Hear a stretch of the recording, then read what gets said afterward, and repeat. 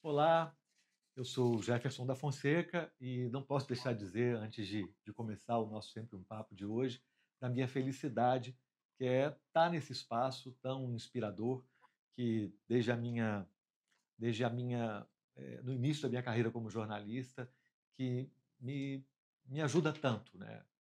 Conhecendo novos autores, conhecendo novas histórias e nesse momento hoje aqui, é, também atuando no Sempre um Papo, numa conversa que a gente vai ter com o Vitor Vável, o que para mim é uma honra enorme. Importante dizer que o Sempre um Papo, que esse programa é patrocinado pela CEMIG, através da lei federal, da Lei Rouanet.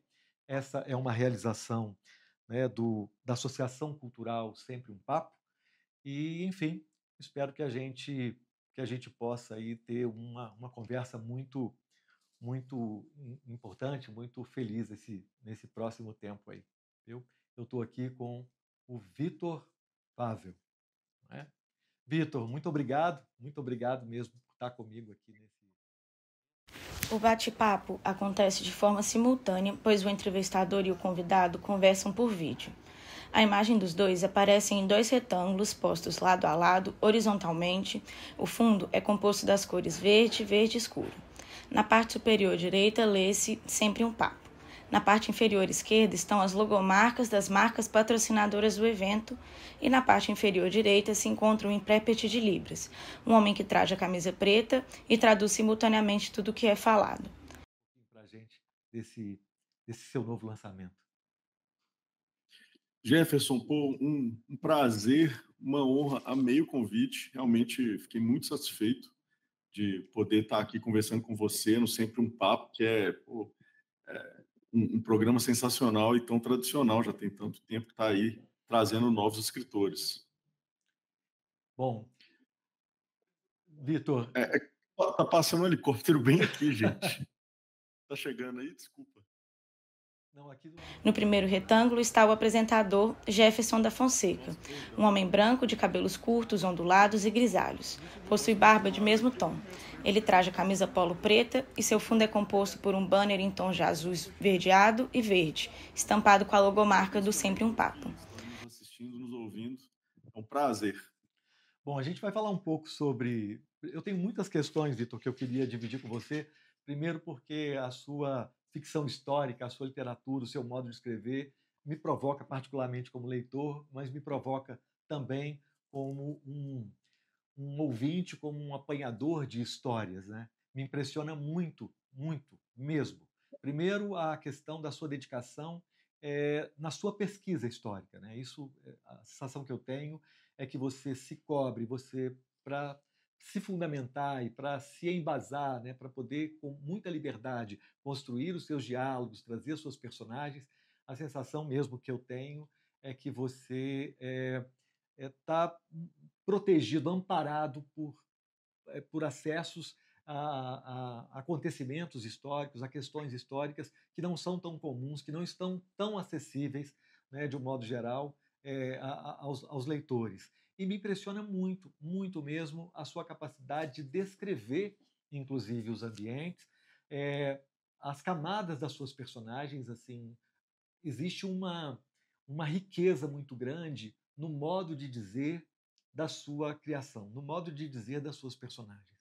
Então, eu queria saber um pouco, nesse primeiro momento, como é que você trabalha essa inspiração para homens e mulheres antigos, com dramas e conflitos humanos universais e, de algum modo, tão comuns, né? Porque a gente está falando de conflitos, de algum modo, ainda que no contexto histórico estejam muito distantes. Você tem uma capacidade incrível de trazer esse interesse de dramas humanos que estão aí atravessando os tempos, né, e que estão aí. As suas personagens nos provocam e você faz com que a gente torça, acompanhe, sofra junto, tenha raiva junto. E eu queria saber de onde vem tanta inspiração em tempos tão distantes. Eu acho que assim, No segundo retângulo está Victor Wawel, um homem branco de cabelos ondulados, curtos, de tom castanho e barba de mesmo tom. Ele traja blusa de tom vinho e usa óculos retangulares de aro muito fino.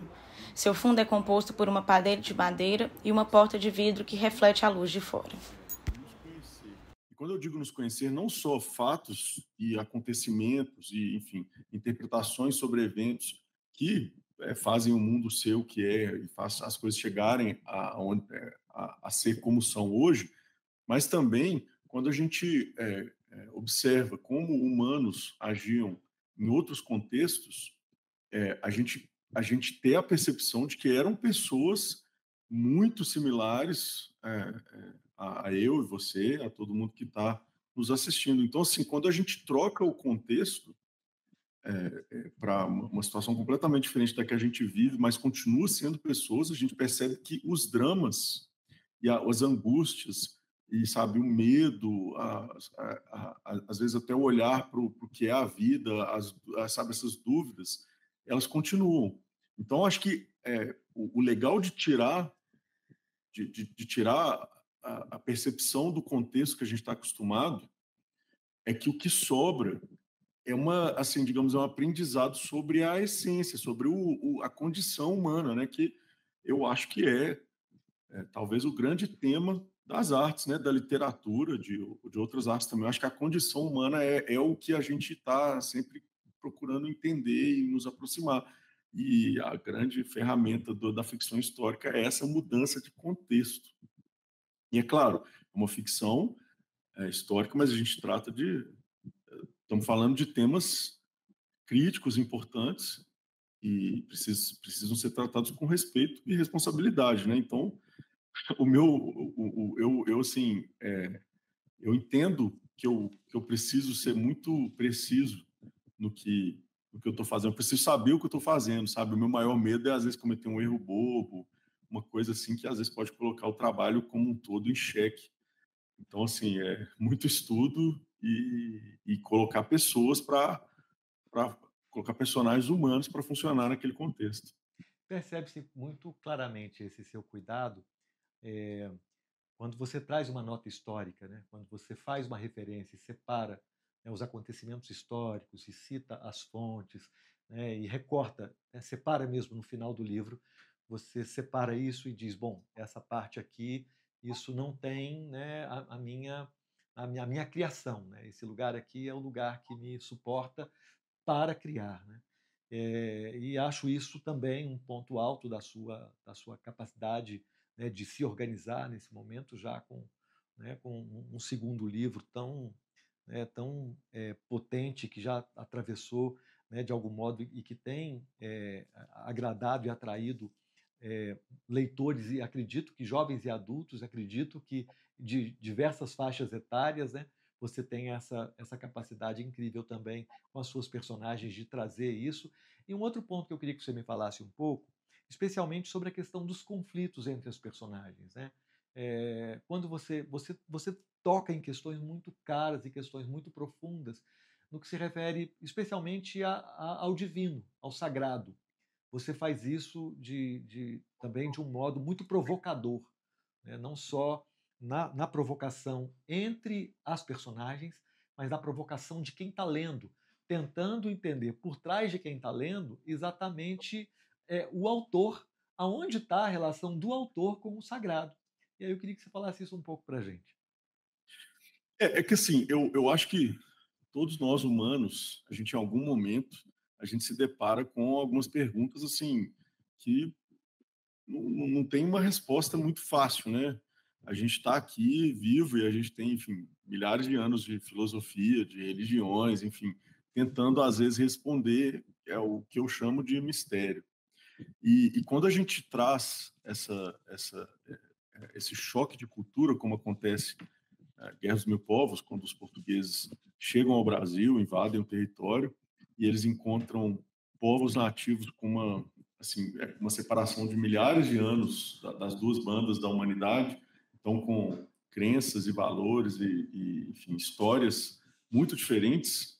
Essas histórias entram em choque. Elas entram em choque não de uma maneira abstrata, elas não entram em choque como se fosse uma questão assim de opinião, de sensação. Elas entram em choque na cabeça das pessoas mesmo, né?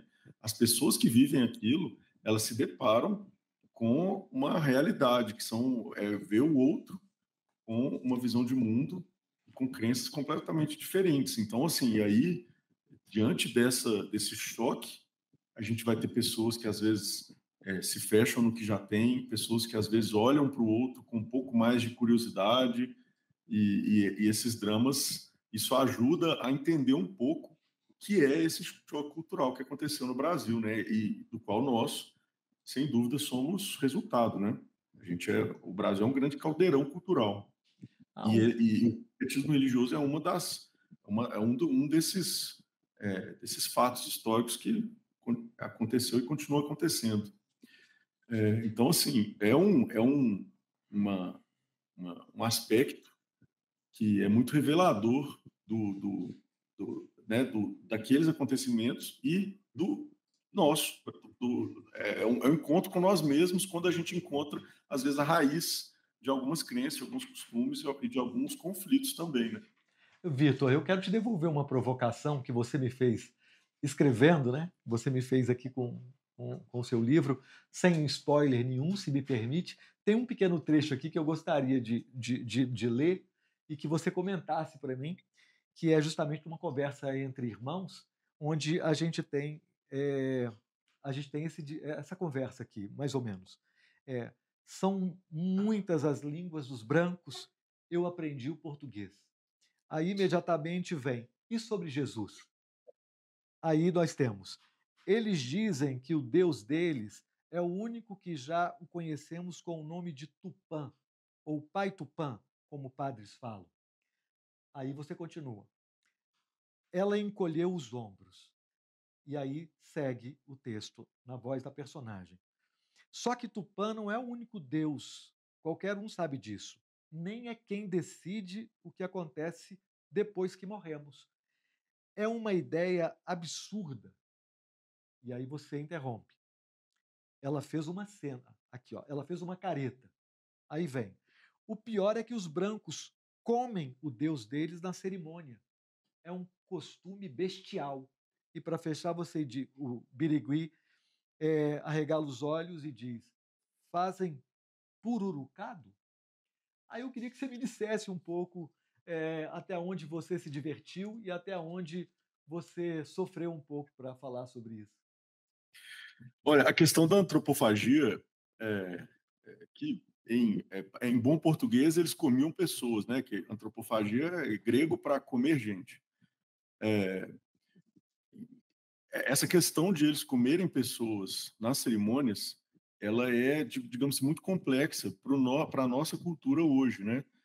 Inclusive é um aspecto que é usado para detratar aqueles povos, né? As pessoas, muitas vezes, as pessoas que tentam passar pano para os crimes que aconteceram, enfim, dar um caráter heróico para os invasores, eles muitas vezes destacam esse costume de que os índios comiam pessoas nas suas cerimônias, é, como se fosse assim, né? Uma coisa, eram bárbaros, eram bestiais. Só que é curioso como se você troca o ponto de vista se os católicos estão lá todos os domingos na missa, comendo a hóstia, que é o corpo de Cristo para eles.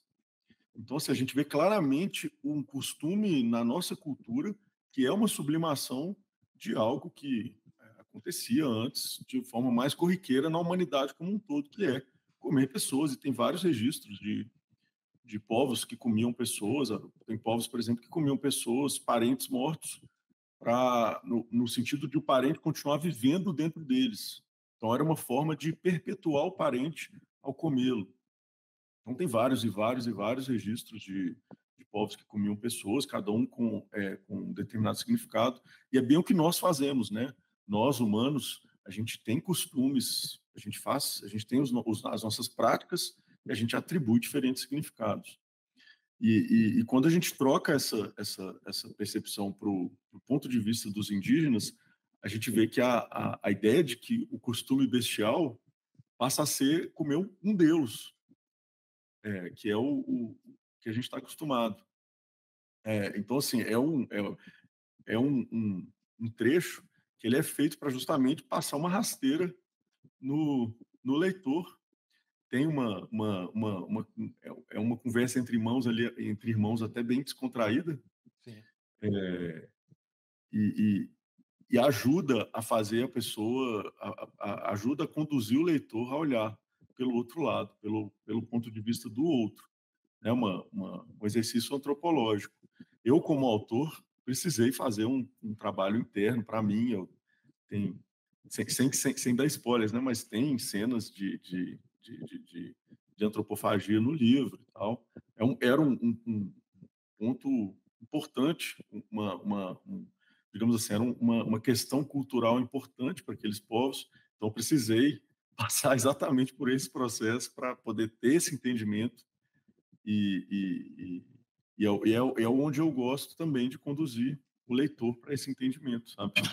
Queria também, numa outra provocação, Vitor, saber de você sobre aonde vem essa inspiração, né? Contextualize como você quiser, mas essa inspiração também para a diversidade que existe aqui, onde a gente fala sobre o amor entre diferentes, né? Onde a gente fala entre o amor e o conflito entre diferentes. E você faz isso de um modo muito bonito aqui, né? Bonito, muito conflituoso, mas ao mesmo tempo faz isso, e é também sem spoiler, né? Mas para os leitores aí de Guerra dos Mil Povos, talvez os leitores que vieram do Novo Mundo em Chamas, eu queria também, você está com menos de 40 anos, né? Um jovem, e de onde vem essa experiência, essa vivência e esse modo tão cuidadoso e ao mesmo tempo tão competente de promover o amor entre diferentes aqui. Guerra dos Mil Povos é uma grande história do amor, uma grande história de amor, né? E assim, eu até complementando uma pergunta anterior, à medida que eu vou me entendendo a história e gerando essa curiosidade em relação ao que aconteceu, eu vou encontrando, eu vou procurando assim, onde está aquela área cinza, sabe?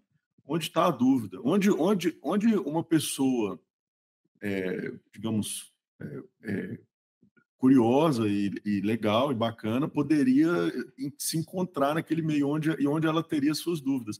E eu acho que o momento em que um branco encontra com uma índia, ou o contrário, né? Um índio encontra com um branco e acontece ali o que todo mundo sabe que acontece e nunca vai deixar de acontecer, que é o amor, né? Que é uma força sensacional, grandiosa entre nós humanos. Então, assim, isso também ajuda a fazer um pouco essa ponte.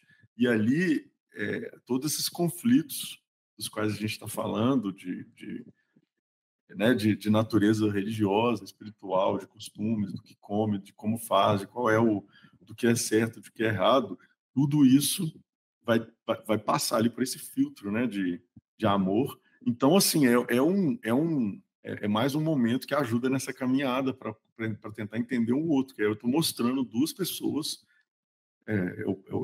que estão tentando se entender, né? E não é só a relação de amor, também mostra relações de ódio, de raiva, enfim, eu gosto de nesse choque tentar encontrar o que sai dessa explosão, né? Uma dessas coisas, sem dúvida, é o amor, que é uma força gigante, apesar de que também tem outras forças no mundo que também geram resultado, né?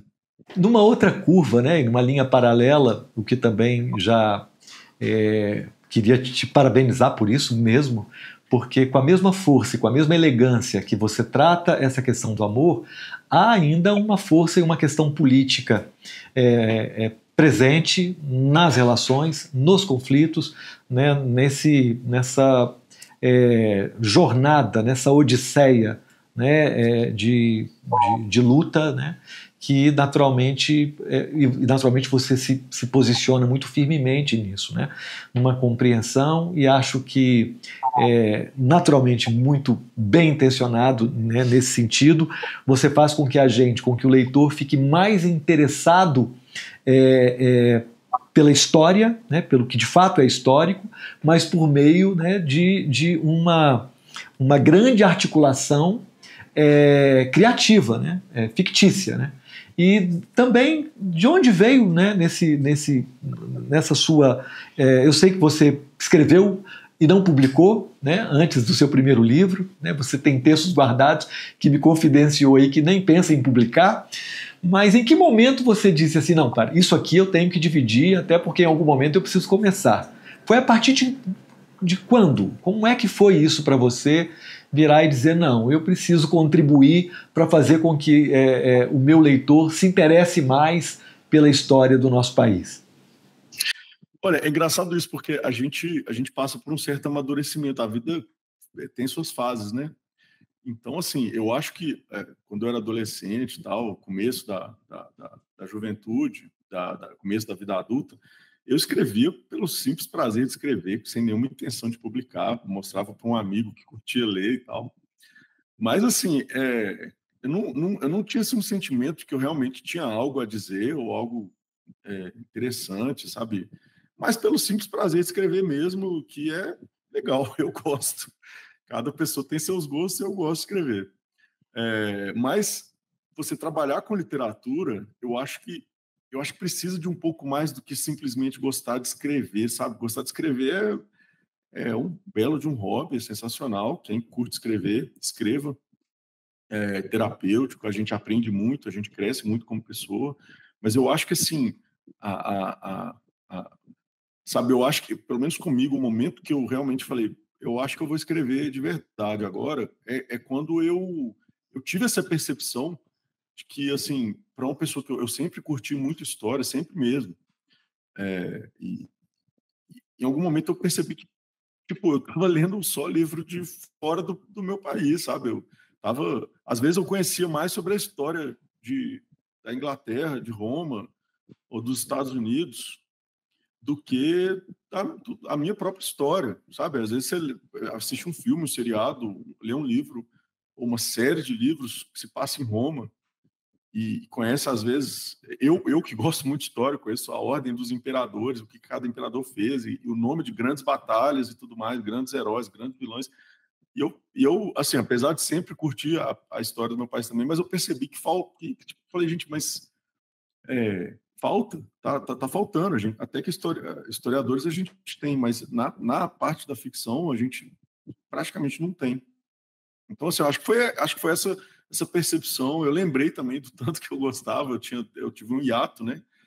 Eu lembrei também do tanto que eu curtia trabalhar e falei, pô, alguém, sabe, no momento que eu pensei, puxa, eu acho que devia ter. Eu pensei, por que eu não faço então, né? Porque a gente às vezes tem que pegar e fazer. E aí foi isso. Então, assim, eu realmente tive esse momento sabe, essa epifania de falar, acho que eu vou fazer.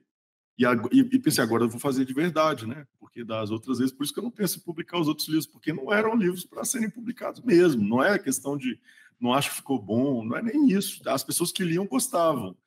Mas acho que a questão não é nem essa, porque não me parece que contribuem para nada, assim, em termos de, sabe, para valer o esforço de colocar um livro adiante e buscar leitores, enfim, a gente sabe que tem todo um desafio também, como, né, no mercado e tal. Então, assim, aí, a partir do momento que eu escrevi o primeiro livro, nossa, eu tinha muito medo de escrever um livro muito ruim que ninguém ia gostar. Eu acho engraçado que às vezes as pessoas escrevem livros e acham que ficaram muito bons e tal, e depois, quando você lê, você percebe que tem alguns defeitos, né? No meu caso, é sempre o inverso. Tanto o primeiro quanto o segundo, na hora que eu terminei, eu falei, acho que eu não consegui, acho que deu errado. Os E aí, na medida que publicados, eu fui você dos dando... publicados mesmo, você teve essa impressão de que deu errado? Olha, é o seguinte, quando o livro estava pronto, as pessoas que foram lendo me deram uma pequena tranquilizada, apesar de que as pessoas curtiam bastante, sei lá, por exemplo, mandei meu primeiro livro para um amigo meu, ele leu em 2 dias, 2 ou 3 dias, me ligou e tal, falei, uai, se a pessoa leu em 2, 3 dias, quer dizer que deu certo, né? Quer dizer que a página virou fácil e tal. Mas assim, eu comecei a ficar tranquilo mesmo, tanto no primeiro quanto no segundo livro, depois que eu comecei a ver os comentários na Amazon, que eu vi que né, o pessoal estava realmente curtindo enfim, eu via, à medida que eu fui vendo a repercussão, fui ficando mais tranquilo, porque enfim, dá um receio de ter um trabalho imenso, que é muito trabalhoso. O meu tipo de literatura é muito trabalhoso. E também dá um receio de, sei lá, ter algum erro bobo, sabe? Enfim, essas inseguranças que eu acho que é meio comum também, né, entre autores. Então, assim, foi uma jornada entre escrever por gosto, ter um hiato, decidir escrever e passar pelo medo. E você acredita mesmo assim, ou talvez, né, nem tenha pensado tão objetivamente nisso, mas que a sua experiência com o jornalismo, sem dúvida, né, mas especialmente com o audiovisual também, como um diretor, um realizador de conteúdo audiovisual, você acredita que isso tem influenciado essas descrições tão cuidadosas, tão atraentes, personagens com camadas tão bem demonstradas, né? Na respiração, no silêncio, na sua narrativa, na ação descritiva ali, né? Nas suas rubricas, a gente percebe claramente que há um cuidado de você trazer, não para exatamente o que você está imaginando, mas de trazer e de oferecer para o leitor um cenário muito rico, muito bem detalhado. Assim. Você vê essa contribuição na narrativa com a sua experiência com o audiovisual? Isso está pensado como... O que eu quero saber é se já está roteirizado para ir para o cinema. Eu acho que sim, porque ao escrever roteiros, que é uma coisa que eu fiz, que eu faço, né, já faz muitos anos, mas aí na área comercial, o roteiro ele tem uma característica que eu acho que eu acabo transpondo para a literatura, que assim, você precisa descrever o que a câmera vai de fato mostrar, uma coisa de cada vez. A câmera não mostra duas coisas ao mesmo tempo, e ela tem uma ordem do que vai mostrar. Então, eu acho que o meu raciocínio é muito uma coisa, depois a outra. E ao descrever as cenas, eu acho que isso transparece um pouco essa lógica de uma coisa depois da outra, diferente de, às vezes, outros autores que vão e voltam, e, enfim, fazem mais um emaranhado, né? Eu realmente gosto de contar a cena de uma forma que a pessoa vai vendo, tem um caráter temporal, assim, na leitura, né? Agora, cada meio tem o seu diferencial, né? Eu acho que o maior diferencial do audiovisual, apesar que a parte visual ela se destaca, eu acho que o maior diferencial é a música, a trilha sonora que tem esse poder de estabelecer o sentimento, né? Já na literatura, eu acho que o maior barato é a gente conseguir entrar dentro do personagem. Então, também, claro que tem as camadas são diferentes, mas eu acho que tem essa lógica temporal nas cenas que são muito... que tem essa similaridade. E eu acho que também na grande estrutura, né? Se você pegar a história como um todo, ela também tem... Eu funciono... por exemplo, eu não raciocino muito bem em capítulo, eu raciocino mais em cenas. Então, eu não coloco lá um capítulo que tem 10 cenas, vai para o próximo capítulo, tem 10 cenas, eu raciocino cena a cena, e de uma cena para outra eu posso trocar de personagem, posso trocar de locação, e também de grandes sequências. Às vezes as cenas vão se alternando, mas elas fazem parte de uma sequência, de um determinado evento, quando eu chego mais perto de um evento. Às vezes eu levanto eu saio de um evento e tem um lapso temporal entre uma cena e outra e vai. E assim acaba que meu estilo ele tem essa dinamicidade, assim. Você entrou num outro ponto que a gente até adiantou, um outro ponto que eu queria ouvir você aqui, que é exatamente sobre essa questão da divisão que você faz. A sensação que eu tenho é que no final de cada bloco você me diz assim: o título é seu. E você nem está me dando um título no início do bloco, você está me dizendo para dar um título no final de cada bloco, e você faz isso de modo muito organizado. Né? Claro que a gente está falando aqui numa divisão muito cuidadosa de parágrafos, a gente está falando de uma escrita de períodos muito curtos, né? de um modo muito cuidadoso. A gente está dizendo de um vocabulário riquíssimo, né, de pesquisa histórica, né, de tudo. A gente está falando não só dos objetos, mas você cita o nome dos pássaros e os lugares, enfim, como nesse lugar era tratado e nessa época era.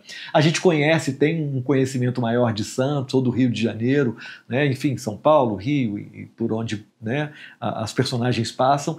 Você traz isso de modo assim que faz a gente se interessar ainda mais pela história daquele lugar e nem parou para pensar que Nova Iguaçu, por exemplo, que Iguaçu é de Nova Iguaçu que você retrata, né?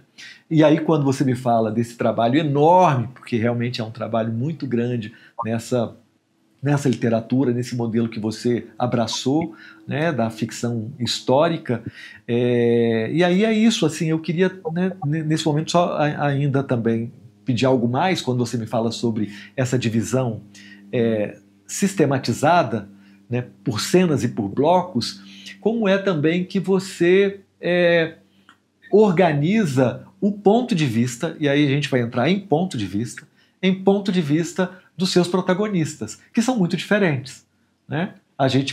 Você nos coloca ali, de repente você deixa o protagonista de lado por um tempo e me leva para um outro lugar, e eu venho para esse lugar, e aí eu quase estou aqui querendo saber, você me vem com o outro que eu tinha deixado lá para trás, vivendo num outro. Então, como é que você também sistematiza esse ponto de vista das personagens, e isso acontece no caminho,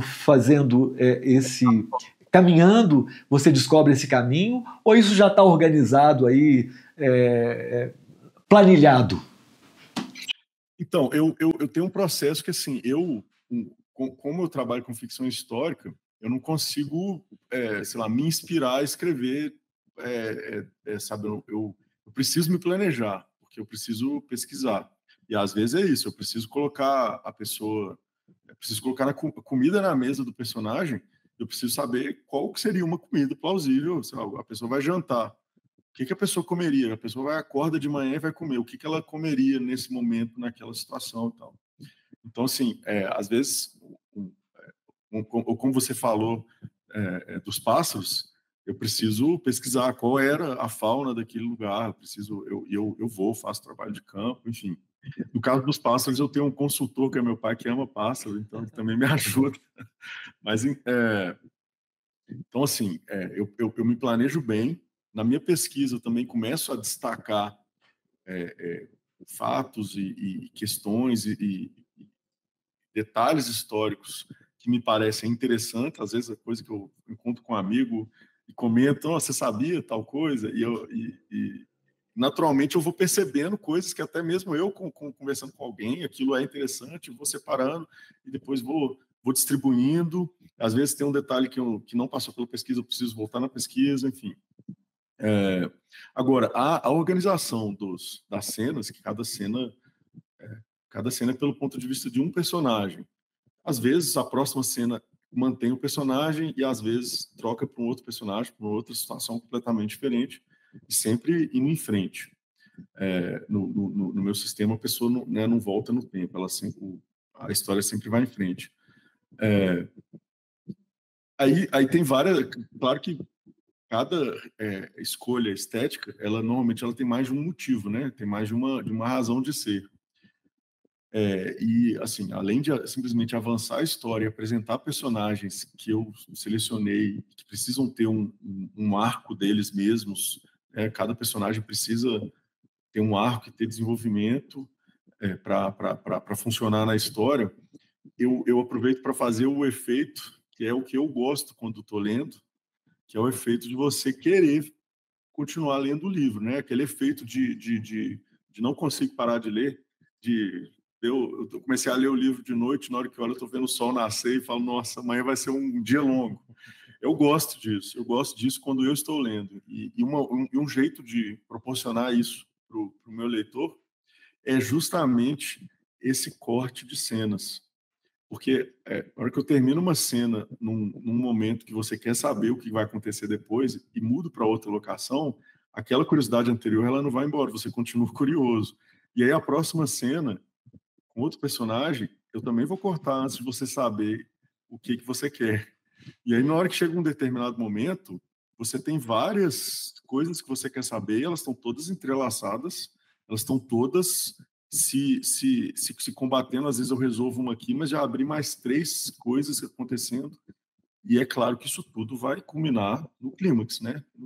Tem um momento onde aí você libera toda aquela energia, e a intenção é que a pessoa realmente perceba uma sensação de clímax artístico ali, de os personagens, as coisas, todas elas se trombam, né?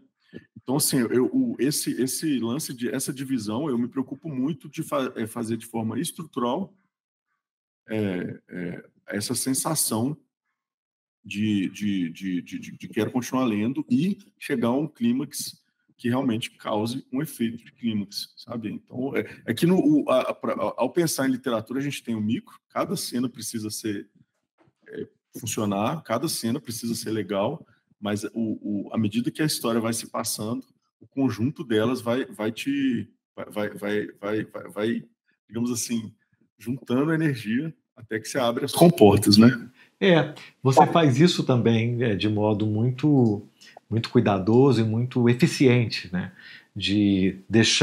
Alimentando o leitor e fazendo com que ele junte os pontos depois e ele entenda, né, exatamente o que você queria dizer com aquilo que não estava absolutamente claro em outro lugar, e a gente está ali em busca, não.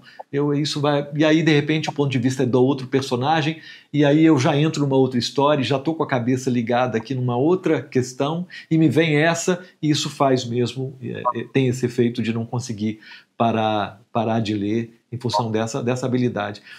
Eu não posso deixar de te perguntar, Vitor, primeiro por esse cuidado e essa preocupação que você tem, que está evidente nas suas publicações, em relação ao nosso povo, né, em relação ao Brasil, em relação tá aqui ao brasileiro e nesse momento que a gente está vivendo. Não é possível contar histórias como as que você conta sem passar por uma reflexão profunda sobre política, né, sobre poder, sobre, enfim, né, sobre esses interesses. O que a gente poderia dizer no momento que a gente está vivendo, não só no Brasil e com reflexos também em outros lugares, né, especialmente, né, na Europa, a gente não aprendeu nada com o passado, é isso? Assim, a gente não aprendeu, a gente não entendeu, ou a gente finge que nada aconteceu, porque a gente não evoluiu tanto assim, né? Como é que você vê, né, hoje, quando você traz a questão, impossível falar do Brasil sem falar dos pretos, sem falar dos indígenas, né? Não necessariamente nessa ordem, mas, né, dos indígenas, como você faz tão bem aqui, dos pretos, como também faz, e aí depois a gente vai falar sobre um projeto que já está em andamento seu, que também tem essa sua inquietação. Mas e aí?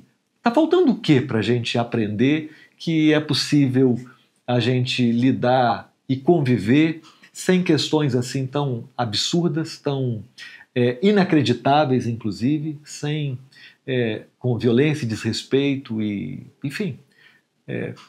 O que está faltando para a gente entender que daquele modo ou que desse jeito não dá certo? A intolerância, né, o desrespeito, enfim, as guerras, né? Vamos falar sobre isso. Né? A gente está, sem dúvida nenhuma, a gente está passando por uma fase meio tenebrosa, um capítulo complicado, assim, onde parece que você falar a verdade, as coisas como elas eram, precisa de um pouco de coragem, né? Ao invés de ser celebrado as coisas como elas são, a gente precisa brigar para mostrar que são como são. Mas, assim, eu penso, sabe, Jefferson, que a gente tem, se você se afastar um pouco do momento que a gente está vivendo hoje, eu considero que a gente está numa fase, digamos assim, num momento de retroação, mas o todo, se você pegar a história do Brasil como um todo, a gente já melhorou bastante, sabe? Então, assim, por exemplo, você pegar os historiadores durante o período colonial, durante o período do Império, eles eram pessoas que realmente tem um historiador que na época era famoso, na época do primeiro reinado era famoso, Francisco Adolfo de Benhagen, eu não sei pronunciar o nome dele exatamente, que ele dizia literalmente que a história dos indígenas brasileiros era uma história de depravação e que deveria, com esses termos, que deveria ser deixar de existir. A história deles deveria ser desconsiderada ou talvez tida como um contra-exemplo para o que o Brasil não deveria ser. Então a gente parte disso, que são pessoas que assim abertamente tentaram escrever uma história de elites e né, aquela visão de grandes feitos, grandes homens, é claro, dos colonizadores, dos brancos, da elite. A gente teve também, na época do primeiro reinado, foi criado o Instituto Geográfico Histórico Brasileiro, que também era bem isso da história das elites. Mas a gente veio mudando de lá para cá, sabe? A gente teve um movimento modernismo, aí a gente volta ao tema da antropofagia, né? Que com a semana de arte moderna, que o tema foi antropofagia, tem até o quadro da Tarsila Amaral e tal, que tem essa coisa, foi a redescoberta do Brasil de si mesmo, né? Começa a redescobrir a história dos tupinambás, dos povos indígenas e se reencontrar. E aí vem Gilberto Freire com Casa Grande e Senzala, que traz que pela primeira vez começa a considerar que nós brasileiros, a gente é um tripé cultural, a gente tem o tripé, a gente tem a perna indígena, a gente tem a perna dos africanos e a gente tem a perna dos brancos. Então a gente começa a enxergar o Brasil como esse caldeirão que a gente né? Enfim, aí vem pessoas trabalhando muito nesse resgate, sabe? Aí, vários historiadores e tal, várias pessoas nesse sentido. Então, assim, eu acho que nós que gostamos sabe, da verdade e que a gente gosta do brasileiro, a gente tem gosto por nós mesmos, a gente tem a cabeça em pé, a gente não anda cabisbaixo por aí por ser brasileiro, sabe? A gente é a avalanche, eles são uma ondinha. Eu considero dessa forma. E não é meramente um otimismo da minha parte, não. Eu acho que se a gente observar a história brasileira, essa a nossa história é uma história de redescoberta e de resgate de nós mesmos. Acho que a gente está no processo. Vitor, eu tenho que dizer mesmo assim, que você está dando uma enorme contribuição, certamente, para os seus leitores, para essa reflexão em relação a minha relação com o meu país, a minha relação com o meu conterrâneo, né, com o meu irmão, com a minha família. Para a gente, infelizmente, a gente tem um tempo aqui, adoraria ficar muito mais com você aqui, conversando, mas eu queria que você me falasse só um pouquinho, né, do seu próximo projeto e aonde os nossos, né, telespectadores aqui, aonde quem está acompanhando a gente pode encontrar, né, os seus livros, aonde pode encontrar você. Sei que você, né, também está nas redes sociais. Se você puder falar um pouquinho aí já para preparar aí os seus leitores o seu próximo trabalho e também os seus novos leitores, quem ainda não teve oportunidade de saber de você convidar aí para acessar as suas redes, né, a sua página. Sim, o meu próximo livro, que eu ainda estou na fase de pesquisa, então prefiro falar demais, mas ele vai se passar durante a Guerra do Paraguai, que é um momento assim, muito crítico para a nossa história também, muito pouco falado. Para quem não está nos assistindo aí, a maior batalha da história das Américas foi durante a Guerra do Paraguai, maior do que todas as batalhas da Guerra Civil Americana, enfim, da independência americana, e as batalhas de lá a gente já viu em filme, a nossa não, né? Então, é um momento fantástico, assim, a gente teve indígenas, pretos lutando, pessoas que eram escravizados e recebiam a oferta de alforria para lutar, e grandes acampamentos, e ali teve um grande caldeirão também, os próprios militares, depois que voltaram para a capital, no Rio de Janeiro, voltaram com uma visão um pouco diferente sobre essa questão da escravidão, porque viram os pretos lutando pelo Brasil. Então, assim, tem ali muita coisa aconteceu, e a gente precisa passar limpo esse capítulo aí também. E, além de tudo, é com certeza uma história que dá muito pano para manga, né? Batalha, enfim, é sensacional, é vibrante. Grandes acontecimentos, heroísmo e tal. Muito boa sorte. Bom, para quem... Desculpa, muito boa sorte dessa sua jornada. Muito obrigado. Para quem gostaria de conhecer mais o que eu faço, o jeito mais... Meu nome é difícil de soletrar, tem K, tem W, mas o jeito mais fácil é encontrar pelo nome dos livros, Novo Mundo em Chamas e Guerra dos Mil Povos. Novo Mundo em Chamas e Guerra dos Mil Povos. E, inclusive, nas redes sociais eu também falo um pouco sobre temas, sobre história pura, para quem curte. Pode ser fica aí a sugestão também. Eu vou mostrar aqui para a câmera aqui, ó. A gente está falando do seu último lançamento, né? Guerra dos Mil Povos, tá aqui. A pronúncia está certa? Vitor Wawel. Wawel, exatamente. Vitor Wawel, um épico durante a nossa maior revolta indígena, tá aqui. E tem também, claro, o primeiro, tá aqui, O Novo Mundo em Chamas. Vitor, quero dizer mesmo da minha alegria, do meu prazer, muito obrigado. Aí há um nervosismo da minha parte aqui, porque estou estreando também, e num ambiente, né, pelo qual eu tenho profunda admiração, e eu fiquei imensamente feliz que essa estreia tenha sido com você. Eu fiquei muito encantado pelo seu trabalho, muito encantado por você, né? A gente conversou, né, antes desse encontro aqui, e, enfim, desejo para você aí bênçãos ainda maiores na sua vida e que você obtenha ainda mais sucesso. Novos prêmios, né? Premiado que sei, no topo não só da Amazon, mas como em qualquer outra plataforma, que você, cara, alcance o sucesso que você merece. Ô, Jefferson, mais uma vez, muito obrigado. Passou rápido, né? A conversa foi boa. Demais. Agradeço a você, toda a equipe do Sempre um Papo. Realmente fiquei muito honrado, muito satisfeito com o convite. Espero que as pessoas que nos assistiram tenham curtido o papo também. Obrigado pela atenção. Até breve, Vitor. Um abraço.